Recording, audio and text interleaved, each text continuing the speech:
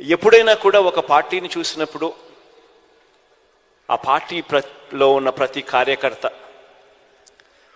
రాష్ట్ర స్థాయి నుంచి చూసుకుంటే గ్రామీణ స్థాయి వరకు కూడా ప్రతి కార్యకర్త కూడా తమ నాయకుడు ఎలాంటి వాడు అని ఆ నాయకుడిని చూపించి అదిగో అతనే మా నాయకుడు అని కాలర్ ఎగిరేసుకొని చెప్పే విధంగా ఆ నాయకుడు ఆ పార్టీ ఉండగలిగితేనే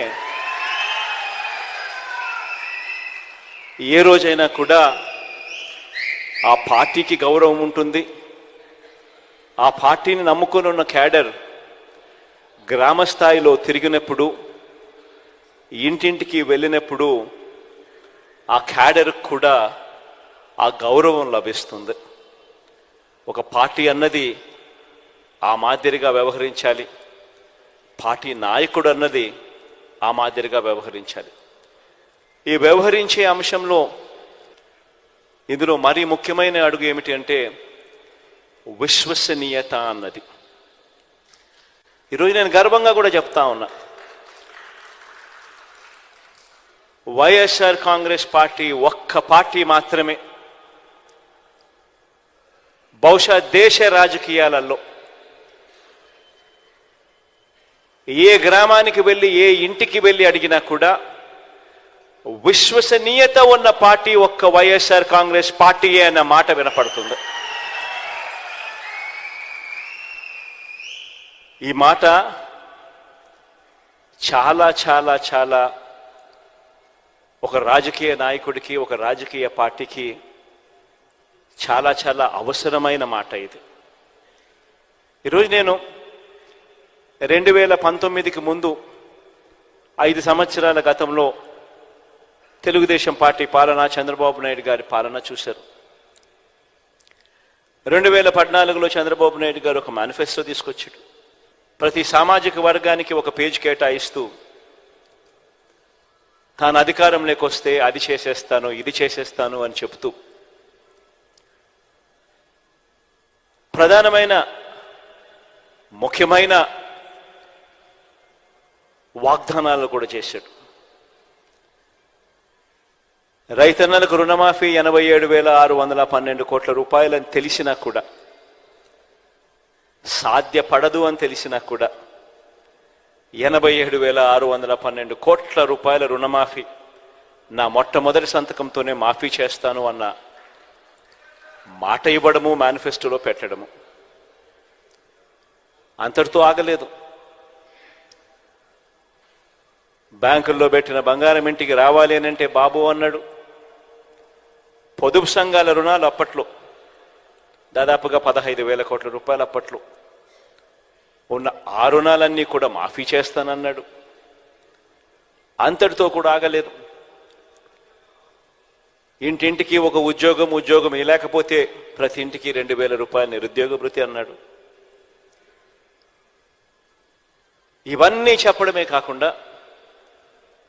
ఎన్నికల మేనిఫెస్టోలో ఇవన్నీ పెట్టడమే కాకుండా, గ్రామానికి ఇంటింటికి వెళ్ళి కార్యకర్తలను పంపి దీనికి పబ్లిసిటీ ఇప్పించాడు. టీవీలలో విపరీతమైన యాడ్లు వచ్చాయి. బ్యాంకుల్లో పెట్టిన బంగారం ఇంటికి రావాలి అని అంటే బాబే రావాలి అని అడ్వర్టైజ్మెంట్లు. నాకు ఇప్పటికి కూడా గుర్తుంది అడ్వర్టైజ్మెంట్లు. తాలిబొట్టును ఎవరో వచ్చి లాగుతూ ఉంటారు ఒక అక్క చెల్లెమ్మ మడిలో నుంచి. వెంటనే ఒక చెయ్యి వచ్చి ఇలా ఆపేస్తుంది.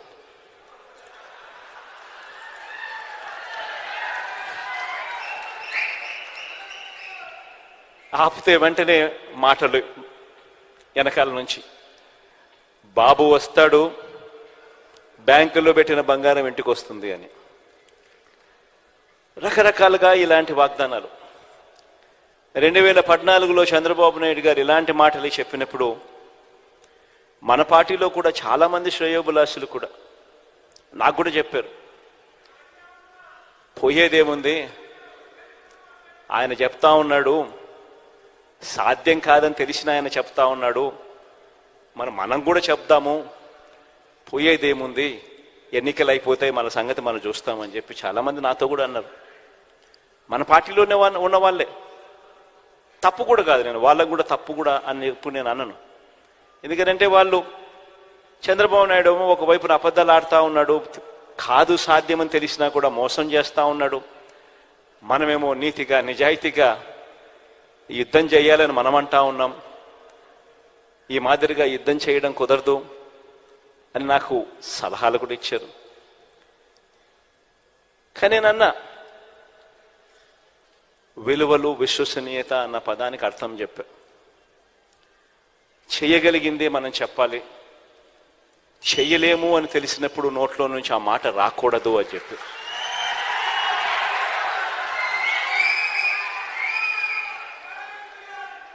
ఆ తర్వాత మనం చెప్పలేకపోయాం. చంద్రబాబు నాయుడుకు తోడు ఆయన దత్తపుత్రుడికి తోడు అప్పట్లో కేంద్రంలో కూడా మోడీ గారి గాలి కూడా వీస్తా ఉన్నది. ఆయన కూడా వీళ్ళతో భాగస్వాముడైనాడు. అందరూ కలిసి ప్రజలను మొత్తానికైతే గొప్పగా మోసం చేశారు. మోసం చేసి అధికారంలోకి వచ్చారు. వచ్చిన తర్వాత మేనిఫెస్టో అన్నది కనపడకుండా చెత్తబుట్టలోకి వెళ్ళిపోయింది.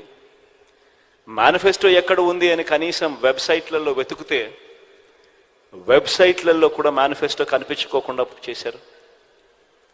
ఎక్కడా కూడా ఎన్నికలప్పుడు మేము ఇది చెప్పాము, ఇలా చెప్పినాం కాబట్టి ఇది మేము చేస్తున్నాము అని చేయలేకపోగా క్యాడర్ కనీసం గ్రామాలలో ఇళ్లకు వెళ్ళి కూడా చెప్పుకోలేని పరిస్థితి. చివరికి ఏం జరిగింది? మోసం ఎప్పుడు నిలబడదు.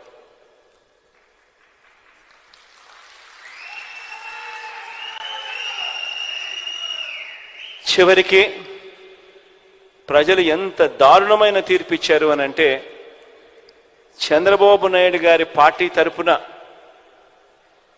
ప్రజల్లోకి వెళ్ళి క్యాంపెయిన్ చేయడానికి చంద్రబాబు నాయుడు గారి క్యాడర్ కూడా గ్రామంలో ఉన్న ఇళ్లకు కూడా వెళ్ళలేని పరిస్థితిలోకి ఆ క్యాడర్ దిగజారిపోయింది. క్యాడర్ అంటే ఫలానా నాయకుడు మావాడు అని చెప్పి కాలర్ ఎగరేసుకొని చెప్పాల్సిన పరిస్థితి నుంచి ఫలానా నాయకుడు మావాడు అని చెప్పడానికి భయపడి ఏకంగా గ్రామాలలో ఇళ్లకు కూడా వెళ్ళి చెప్పాలంటే కూడా భయపడే పరిస్థితిలోకి క్యాడర్ పోయింది.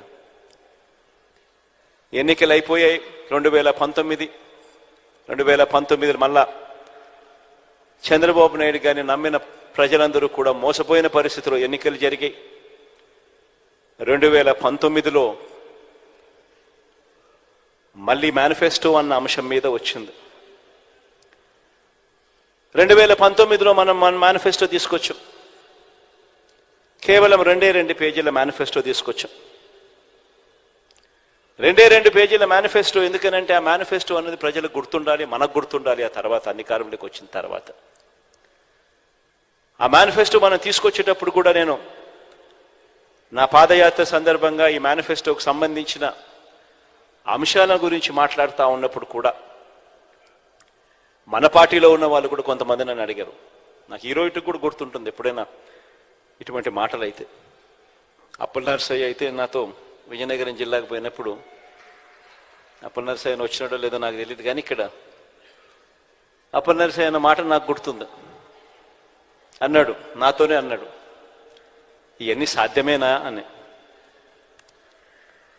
అప్పలనరసయ్యతో నేను అన్నా, ఇవన్నీ ఖచ్చితంగా చేసి తీరుతామన్నా అని చెప్పి.